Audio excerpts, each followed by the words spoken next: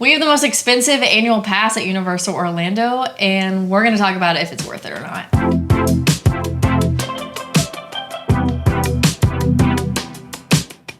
Hey everybody, I'm Chris. And I'm Alex. And we live in Winter Garden, Florida near Universal and Disney World, and we have annual passes to both parks. Today we're going to talk specifically about what it's like being an annual pass holder at Universal Orlando. We've been living in the area for about a year, so we've had our annual pass for about that long, and we're going to hopefully give you some ideas of what it's like to be a local down here, to use your annual pass, and if you are interested in becoming an annual pass holder, whether you live in state or out of state, hopefully what we talk about today gives you some ideas of like the perks or if it would be worth it for you or not. So we were not annual pass holders at Universal before we moved to Florida. Yeah, just Disney World. Yeah, it just didn't really like work out with, us coming down here. It just didn't make a lot of sense. But when we moved down here and we are 25 minutes at most away from Universal, we were like, why not? At the beginning of this video, we said that we have the most expensive annual pass, which what that means is we have the 3-park Premier Pass is what it's called. There's 4 different passes that you can get within your annual pass.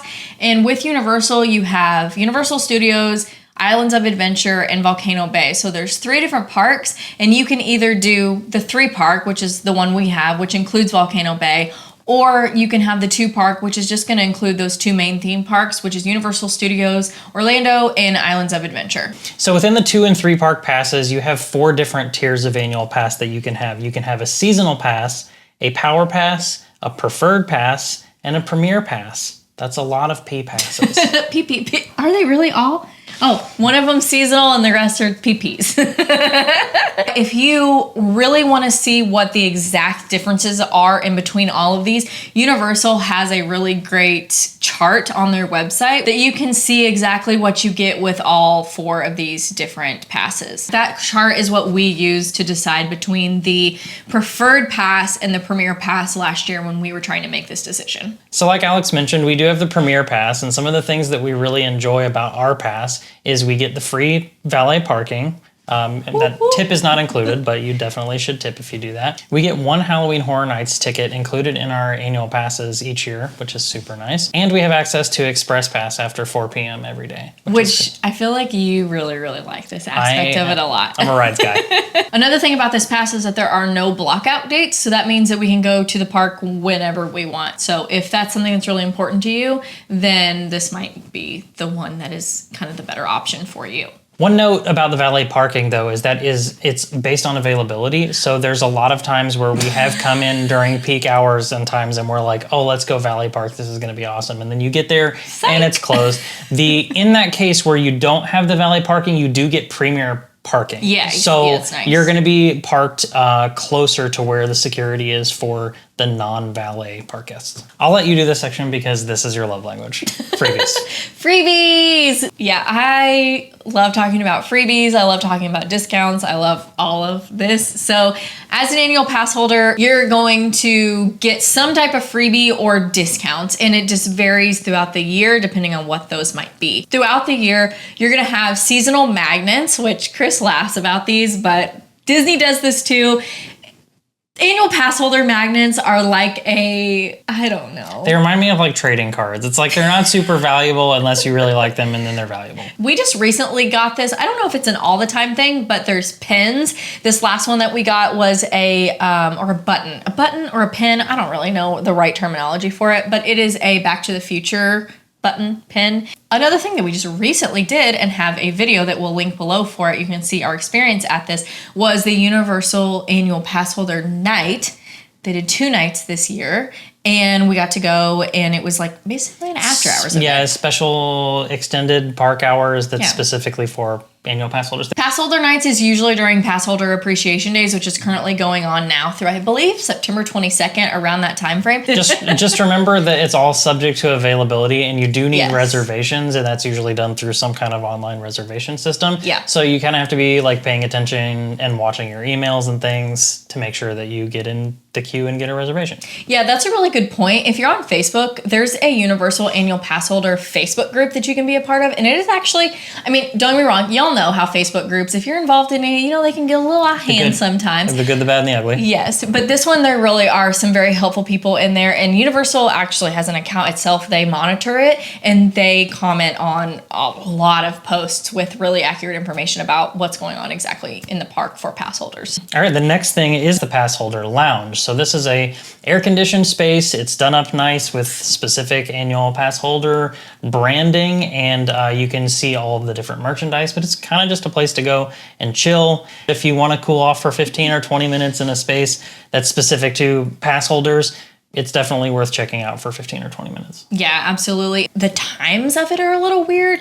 Right now, during pass holder days, it's open longer, but during the regular time of the year, the hours are really wonky and kind of strange. So if you're wanting to go check that out, do a quick Google search on the Universal website. There's a pass holder page, and it'll give you the details on when that's open. So another freebie is parking in various forms depending on the level of your annual pass. So again, freebie, but could not be freebie. Go back to that page just so you can see exactly what you're going to be getting yourself into when it comes to parking.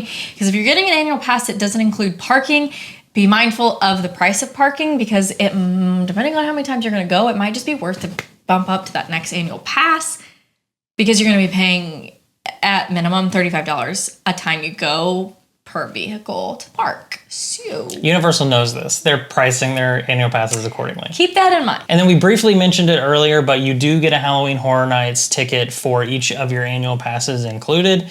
With the Premier Pass only. And while you get the free Halloween Horror Nights ticket, you can't use it at all nights of Halloween Horror Nights. It's Also true. Subject to blockout dates and availability. So not a freebie, but most annual passes, you're going to have some type of discount available for you because you are an annual pass holder. So this can be on tickets, this can be on merchandise, this can be the food, yes, drinks, all that kind of stuff. What I've learned at Universal with our annual pass is to always show it. Always show your annual pass, because they give discounts everywhere for it, I feel like. And the discounts aren't only for things that are in the parks. You can also get discounts on your hotels and also on tickets for special events and park tickets and things like that. So yep. We also do get discounts on the freestyle cups, which if you've been to Universal, there's Coca-Cola freestyle machines everywhere, and you have to have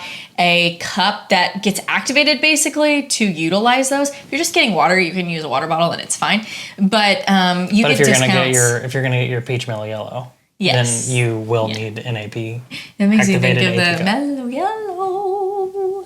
I don't know that one. Oh, okay. Also, we just talked about merchandise discount, and I just wanted to shout out this cool shirt that I have on. That is a Universal Orlando Annual Passholder shirt, which I really like. Why not have any cool shirts? You're always welcome to get on this bandwagon. So hopefully at this point you know a little bit about the annual passes, the different tiers, what is available, what you get with your annual pass. I think it would be helpful if we spent some time talking about our experience with the annual passes, Absolutely. the things that we like doing, the things that we don't like doing. If you aren't sure if it's something that's going to give you a ton of value, we can't really make that decision for you, but we can share our experience, and hopefully that will be helpful for you. To me, one of the biggest values that we get out of this is we moved down here away from friends and family, and when they come to visit, we kind of have like a free thing to do on our end. I don't really know how to explain that feeling, but I feel the same way at Disney. Like, it's just so fun to be able to just like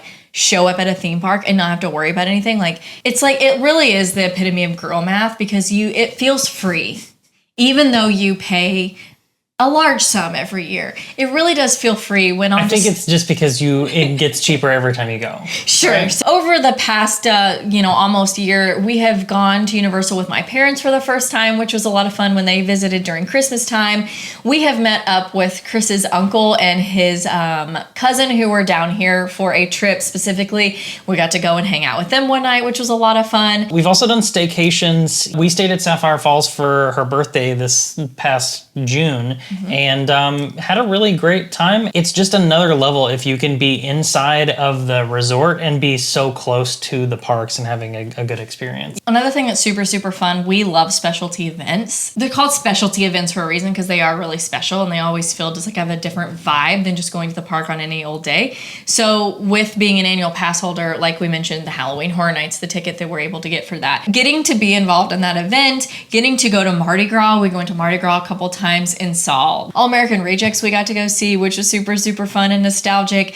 Just the food, the Mardi Gras parade. Parades, it's just like, we didn't have annual passes before we moved down here to Universal because there's just not enough time, right, to do both vacations. Now it makes more sense because we live 25 minutes away. So if you're living in Florida, I think you even have a one up on like this makes more sense because of your proximity. If you're watching this and you're out of state, I understand like there is a little bit more probably hesitancy or you have to do a little bit more thinking and planning.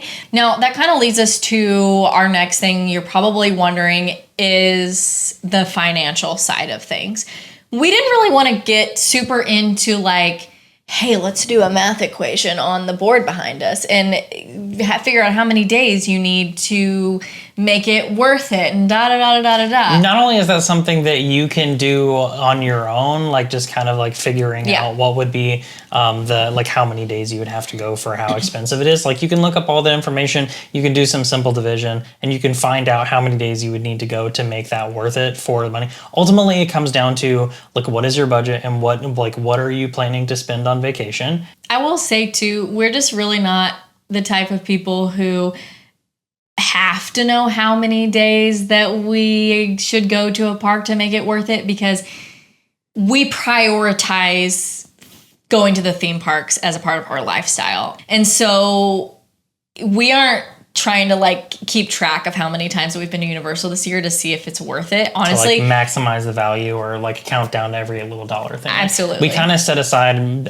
how much we were going to spend on that at the beginning of the year. Yeah. We just budget for it and go and do it.